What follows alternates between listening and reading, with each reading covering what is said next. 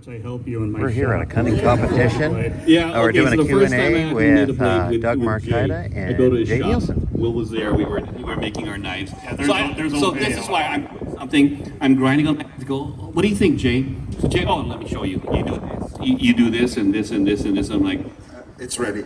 2 hours later. Can I have the knife back? Can I do some work on it? Thank you. Oh, it's done. And then I show it to everybody. Look how pretty my knife is. He did all the work. He just looks at me because you're gonna ruin my stuff. No, very particular, a good instructor, but you know, I needed a little bit more hands-on on that. Whereas Will was turning on all the machines. Yeah, Will on the other hand is running all over the shop like a squirrel. Squirrel's loose. Now, how come Will was allowed and I'm not? That's the question. Because you were still at the anvil. How about from back? Yes. No, wait. What was it? Yeah. Yes, sir. Yo.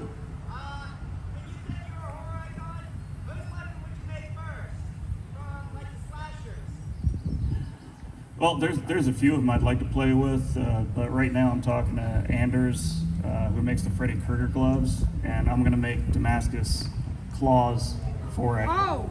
And he's going to make the glove part of it, so it's going to be a kind of horror collaboration between me and the guy that makes Robert Englund's gloves. I want to too. That's going to be my fun project this summer. Yes.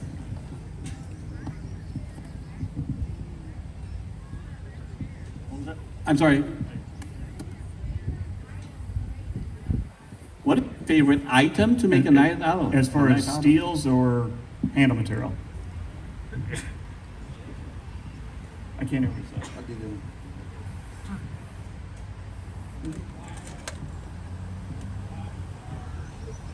Oh, crazy salvage materials? Oh, Salvage materials. I personally, well, I mean, you can get the 5160 out of most of the cars. yeah, but it's fun watching them scramble around Yeah, trying lip spring pull it it's out. the easiest to use and then my favorite. Yeah. I think the weirdest item that we saw once was it was some kind of alloy, and they were trying to do a spark test. You know, so there was a spark. It wasn't sparking a lot, but the guy used it, and it turned out to be really hardenable material. Yeah, I don't remember what it was. I think it was part of a helicopter or something. But it was weird.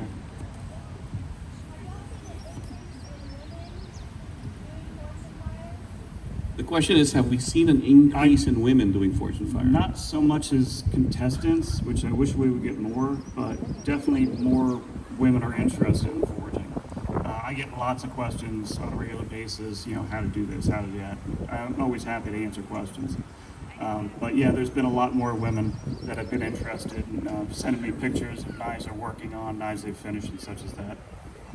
But we do have them. As a matter of fact, the last time I was here in October, we featured a very young, up-and-coming female bladesmith who Want to fly away. she was amazing. So yeah, more and more, you know, ladies are forging, and they're able to do so. And even in the Latin American competition, we've had already like how many? Two female competitors. So it's growing. Yeah. Have a knife day. That's right. So you do a lot of making of knives from various warrior cultures. What was your most favorite knife to test, and what warrior culture did it come from? My favorite warrior culture knife to test, aside from Cortana, of course, because it's personal, is a Bowie. I just love the design of the Bowie. When we talk about warrior culture, we have an iconic American. It is the end-all, do-all of blades because it performs. It's got the width to cut through.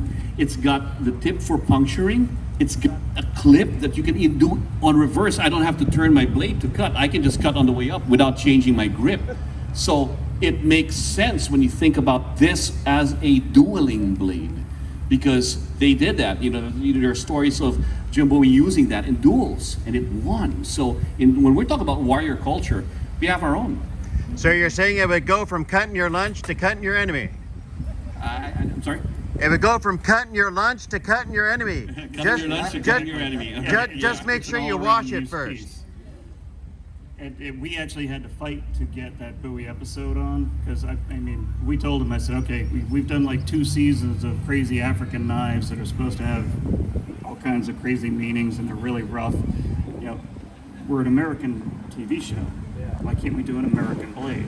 And it took us probably 2 seasons to finally beat them down where they finally did a Bowie challenge. And here's the thing also, it wasn't until I got it in the history of the Bowie that we realized also there's so many kinds of designs of just the Bowie itself. I didn't know that.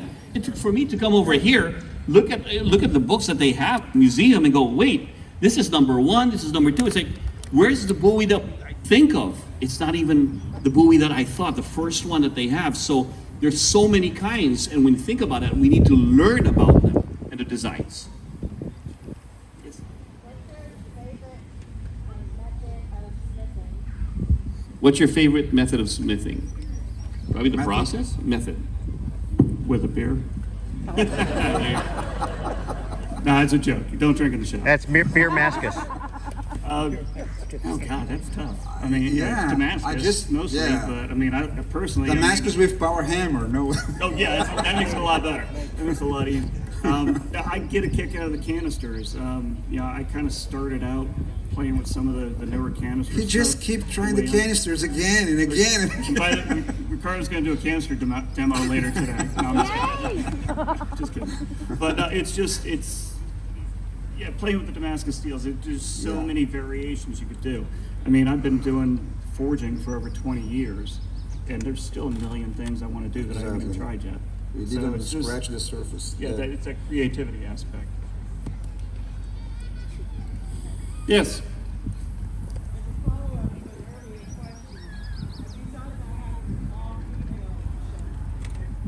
Yes. We brought it up. The question is, have we thought about having an all-female show?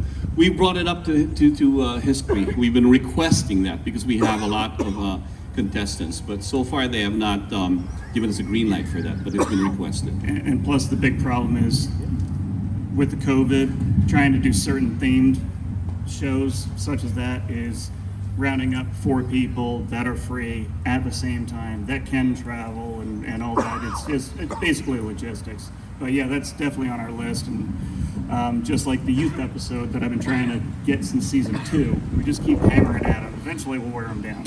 But we did have that, the Young Guns competition. Any of you who've seen that episode? To me, it was historic because never have we ever had 4 contestants from round 1 whose blades were so good that we all had to push them forward. None of us could agree who was going to be eliminated. So we said, all right, fine. 3 judges, we couldn't agree on it, so we all pushed them forward. And they were the young generations, and they did amazing, amazing work.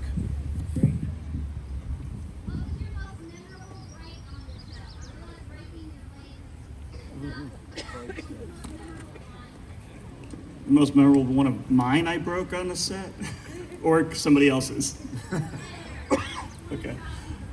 The one that shocked me, I can't remember what the sword was. It was some kind of saber, some kind of. The one that hit you back? The one that bounced off the side of my neck. Yeah, we had one. I was chopping in this post. The production people were nice enough to send me a slow-mo of it. So we reinforced that J needs to wear some armor or something like that. But yeah, I was striking on these wooden posts, and the sword snapped right at the guard, bounced back, hit me in the side of the neck, fortunately on the flat, and then it rolled down my arm. And all I got was like one little scratch on my arm. But The sword that I might snapped him back. Yeah, I might have peed a little bit. It was a Will Smith moment. That was kind of scary. I kind of stood there for a second. Sorry. Like, am I dying? Yeah, when you get 3 feet of sharp steel coming at your face, it kind of scares you a little bit. It would not cut. Yeah, tell me about it. Let's take a little off the top.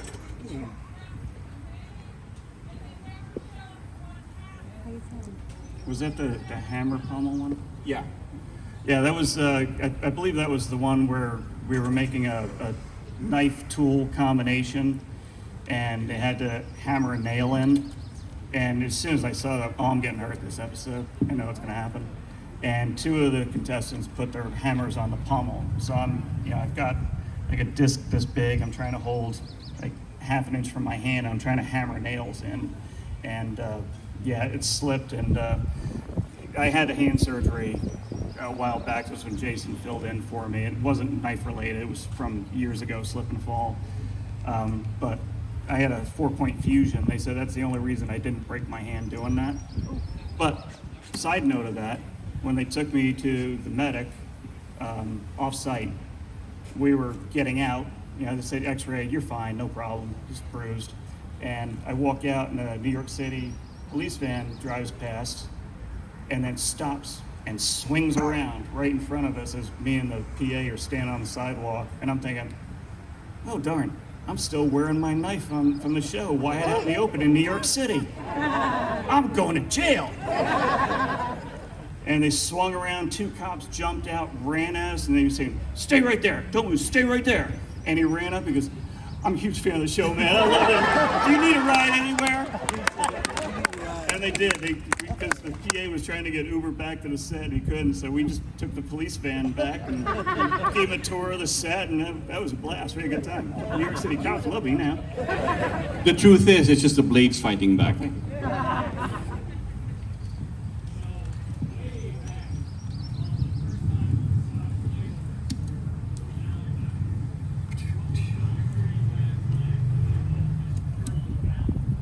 Like, my the gosh, first I one remember curled that. and the first one shattered, the second one shattered.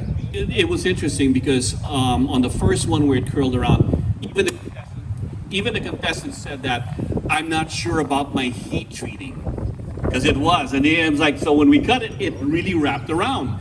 And the second one, when I asked him, so what do you think, is your blade gonna bend too? Because that was the first time it ever happened. He shows up the bent blade, and he goes, oh, no problem. And when I go to cut the pig, it exploded. And that was, but here, I will say this, that was about first or second season. And we didn't realize also that, you know, big carcasses, if you don't refrigerate them, they turn to leather. And they were hard as leather. I mean, it was hard to cut those. Well, that's how you hurt your shoulder. Yeah, I mean, well, no, that was with a big carcass. It was with our ballistics dummy that dries out. So, yeah, I was there. My shoulder. It's a lot of episodes to remember. Will you do an episode in the future where they do zero power tools, like hand-forging knives without using power tools? We've done that. Oh, you've done that. The power off. We turned the power off. It was just recently. Yeah, just recently we did that. The only thing that we did allow, though, was also to actually use some handheld grinders. Otherwise, you know, with these pieces of metal over there that are sharpened. But we did take the power off, but we wanted to see just man against steel. Actually, the nice part about that was we didn't have the TV lighting on. They just had these little lanterns going. So we didn't have the overheating with the TV set lighting problem. So that was kind of a nice change of pace. It was hard to stay awake, though. Go ahead.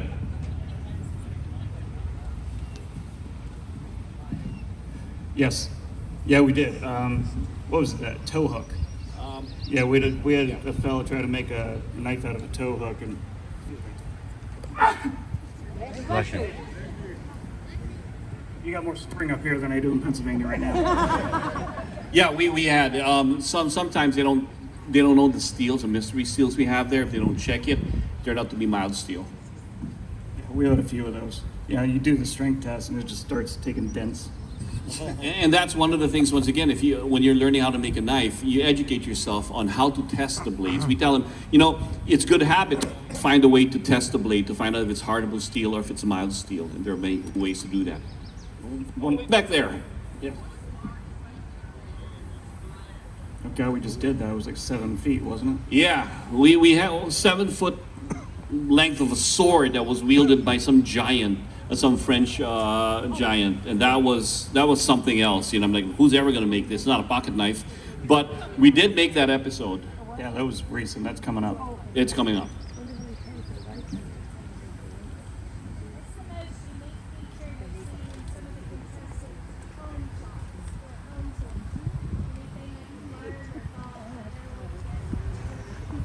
We never get to see the home shops. We don't watch that because it's not the reason we don't see the episodes of what they're doing at their homes, because it cannot skew how we're going to be judging the blades. So we don't get to see those. We see it at the same time you guys do. But yeah, that's one of the biggest reasons I watch it, because I've seen all the other stuff already, and then some. So yeah, I like seeing other people's shops and what's going on there. But I will say this, there was one episode where one of contestants, who also was a veteran, burned his shop down by accident. Something happened. But once again, I talked about this, about the bladesmithing community. Because of that, I went to the Atlanta Blade Show, and we had a fundraiser from all the bladesmiths and the blade community donate something for that gentleman. And we raised about $6,000 for that gentleman to rebuild his shop. So it was just amazing that I didn't have to ask a lot. I just helped, ask people, hey, let's do something for this bladesmith. And a lot of people stepped up to the plate. That was amazing. Yes, sir. What part of the country do you get the most response from? Ooh, what part of the country do we get the most response from? God, it's all over the place. Yeah. Mostly Northeast, Southeast, and Midwest, I think. I'd probably say the Midwest. But then yeah. I'm just guessing and following And Jay said, Brazil. because I have no idea. 100% because You're Yes. the one. Yes. You ever gonna use bellows on the show? Have we ever used bellows? As opposed to using the forced air on the coal forges. I actually was over in downtown Hope yesterday, looking around a few stores, and I saw a set of bellows hanging up there, and it actually made me think of that. So, yeah, we might throw that into the mix this season. We're always trying to come up with new ideas to mess with people. In season 1, we had a contestant that didn't even have a forge and make it to the finals, and he used a satellite dish and hose attached to a hairdryer, I remember that. and he won. Rio. And Rio lives in Pennsylvania, so be careful. Yes, sir.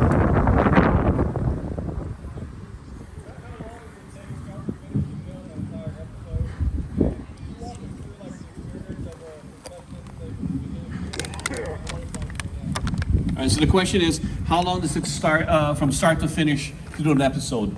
For us, it's 4 days. You got the first round, making the blade. The next, then you have the handle make. Then you have the Test. the day.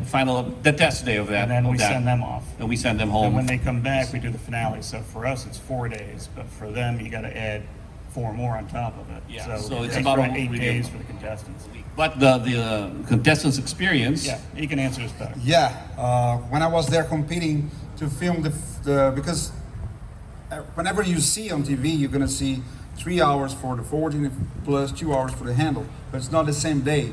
So you're gonna, because we need to taper the knife in between that. So to film the 3 hours, we spent 16 hours at a set. Okay, the first day. The second day to film the 2 hours for the handle, we spent 8 hours on the set. So it's not just that you see. So if you go home and say, hey, I'm gonna put the clock to run 3 hours and I'm gonna compete with myself in my shop, it's not the same thing. Okay, I'm sorry to say that, but it's completely different. Because whenever you are working there, you have the pressure, you have the temperature, you have other contestants running here and there, and so you need to be very, very worried about the safety. You can never leave your machine if the machine is running.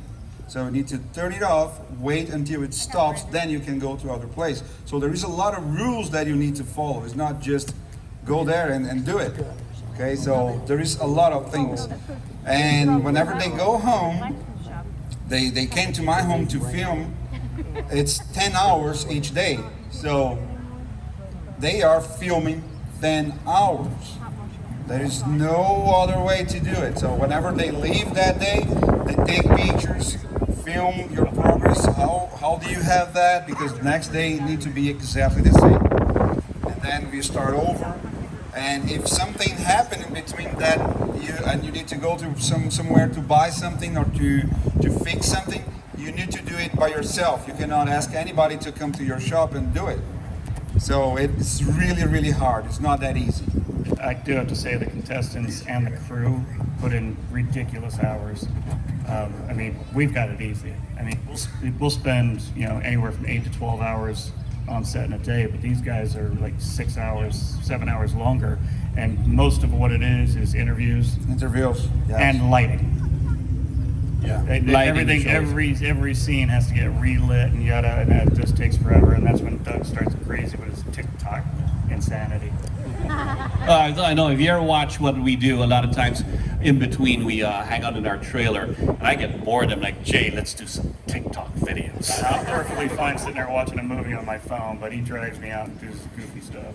And to his, and just, we have to, I do it because I get bored a lot, and I really enjoy reaching out to the young community and these ridiculous videos, because that's all they push over there. And, you know, to his credit, he's a trooper. He goes, what do you want me to do? No, I'm not going to do it. Come on, Jake, do it. Do it for the kids. I go, okay. Then That's what I get. Yeah. Do it for the kids. Then That's we do cheap that. shot.